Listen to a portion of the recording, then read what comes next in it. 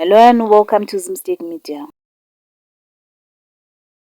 In other stories, the prophet talent Madungwe has called on Zimbabweans to disregard the planned demonstrations stated for 31 July and instead report for work. Speaking in a video, the cleric said citizens should prioritize providing for their families and earning an honest livelihood over taking part in protests.